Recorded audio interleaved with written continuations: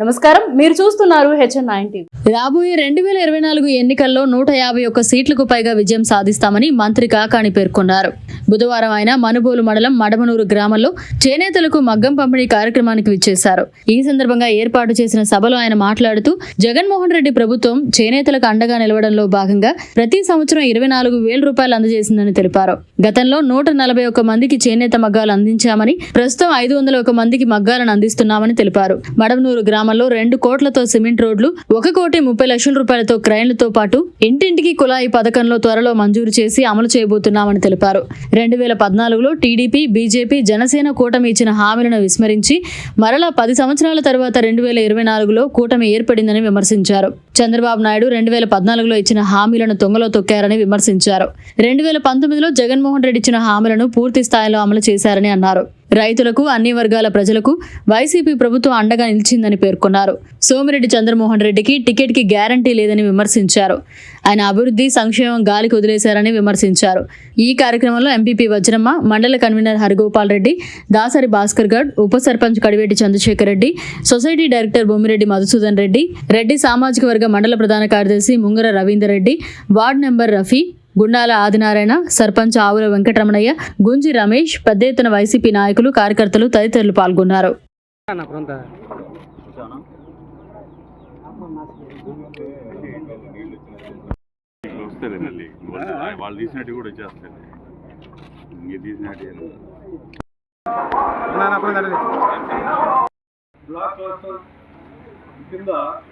ఒక 15 మంది లబ్ధిదారులకు గారికి, మండల ప్రెసిడెంట్ నాయకులు గారికి అందరికీ నమస్కారం.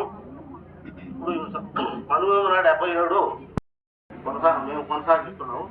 2004లో ఒక పక్కా బిల్డింగ్ ఒకటి ఏర్పాటు చేసుకున్నాం. కూడా కొద్దిమంది అప్లై చేసుకున్నారండి. వాళ్ళు కూడా త్వరలో తిక్కవరంపాడు ఈ 10 గ్రామాల్లో మనం Venkatachalam block cluster stand looms, frame looms పంపిణీ కార్యక్రమానికి విచ్చేస్తున్న గౌరవనీయులు శ్రీ కాకాని గోవర్ధన్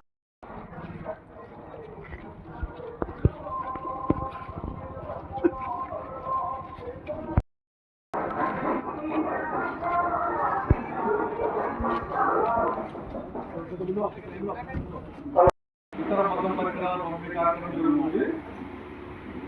ముఖ్యంగా మన మండలంలో రంగంలో ఉన్న కూడా అన్ని కార్యక్రమాలు ఎంతో బిజీగా ఉన్న ఈ యొక్క కార్యక్రమంలో మన చేనేత కార్మికులకి మన అండగా ఉండాలన్న గెలిపించడానికి కారణం లేదా దానికి సంబంధించి వాస్తవంగా ఈ పని ఆయన ఇంటికి ముందుకు వచ్చారు కాబట్టి గెలుస్తారనేటువంటి ఆయన మీద ఆశలు పెట్టుకోవడం తప్ప నేను ప్రజలకు సంబంధించి అభివృద్ధి చేశా, గ్రామాల్లో ప్రజల సంక్షేమం కోసం పనిచేశా అనేటువంటి క్రమంలో ఏదన్నా సౌకర్య పొరపాటు చేస్తుంటే గ్రామాల్లో పాలిస్తే ఆ గ్రామాల్లో శిక్ష పెట్టి ఆ గ్రామస్తులు సలవుకునేటువంటి కార్యక్రమం తప్ప గ్రామాల అభివృద్ధి, ప్రజల సంక్షేమాల గురించి ఏ రోజు పట్టించుకునేటువంటి దాఖలాలు లేవు.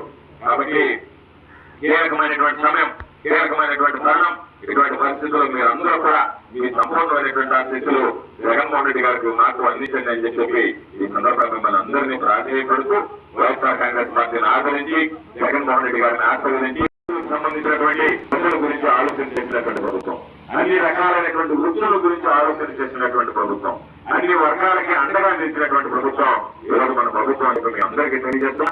ప్రభుత్వ పరంగా అనేక రకాలైనటువంటి సంక్షేమ కార్యక్రమాలనే ఇంటిపెట్టిగా మీరు ఆదరించి ఆశీర్వదించినటువంటి నాట ఈరోజు అనేక రకాలైనటువంటి అభివృద్ధి కార్యక్రమాలు చేయగలిగాం.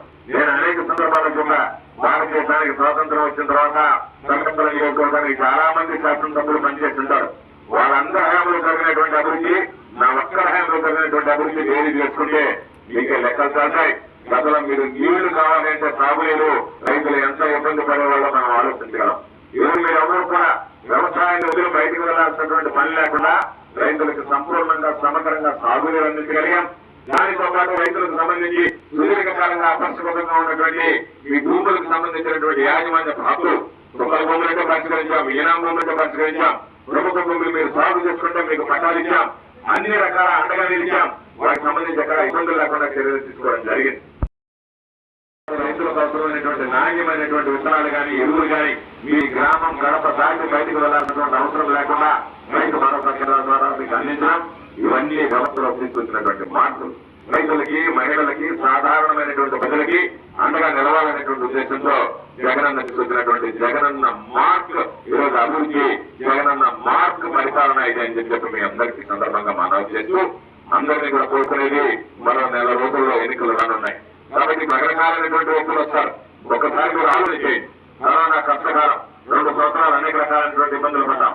ఈ 2 సంవత్సరాల కాలంలో ఈ రోజు మాట్లాడేటువంటి వ్యక్తులు ఎవరు రాలేదు, ఎవరు పట్టించుకోలేదు. ఈ రోజు ఈ రాష్ట్రంలో 175 నియోజకవర్గాలుంటే 175 నియోజకవర్గాల్లో ఏ నియోజకవర్గంలో కూడా జరిగినటువంటి విధంగా ఒక్క మన సర్వేపల్లి నియోజకవర్గంలోనే 3 కోట్ల రూపాయల విలువైనటువంటి బియ్యం వంటలోనే పేదలకు పంచినటువంటి నియోజకవర్గం అది ఒక్క మన సర్వేపల్లి నియోజకవర్గం ఒక్కటేననేటువంటి విషయాన్ని మీ అందరికీ గుర్తు చేస్తున్నాను. అంటే ఎవరన్నా వస్తారేమన్నా కలవడానికి వాళ్ళ వల్ల నాకు ఫలానా వస్తుందని నెల్లూరు ఇంటికి తాళం వేసి బెంగళూరు, హైదరాబాద్ తిరిగాడు. ఆయన మళ్ళా ఎన్నికలు వచ్చాయి కాబట్టి నేను పోరాటం చేశా, నేను ముందు అది అని చెప్పి రకరకాలైనటువంటి మాటలు వెళ్ళిపోతున్నాడు. పాపం సోమిరెడ్డిని చూస్తే నాకు కూడా జాలిగానే ఉంది. పాపం మంచి చెప్తున్నాడు, ఘట్టానికి రంగేస్తే పాపం జనాలు బాగానే ఉండాలి సోమిరెడ్డి అనుకుంటున్నాడు. కాబట్టి ఘట్టానికి రంగు ఆపేస్తే అమ్మా రోడ్డు చదివినవాడని చెప్పి 4 ఓట్లు పడతాను చెప్పి ఘట్టానికి రంగు ఆపేశాడు. ఎవరు చెప్పారంట, నువ్వు గోవర్ధన్ ఇంటికి కూడుగా ఉంటే నీకు కలిసి వస్తుంది, నువ్వు గెలుస్తావు అని చెప్పి. అందుకని ఆయన పాపం అల్లి కూడా వదిలిపెట్టి నేనుండే వీధిలో ముందు వీధిలోకి మారి అక్కడ ఇప్పుడు అక్కడ ఉంటున్నాడు ఇంట్లో. కానీ ఏంటంటే ఎవరో వాస్తులు చెప్పాడంటే గోవర్ధనుడికి ఎగువ భాగాన్ని ఉంటే నువ్వు గెలుస్తావు అని చెప్పి. నాకు అల్లిపురం కూడా నాకు ఉన్నటువంటి ఎగువ భాగంలో ఉంటాడు.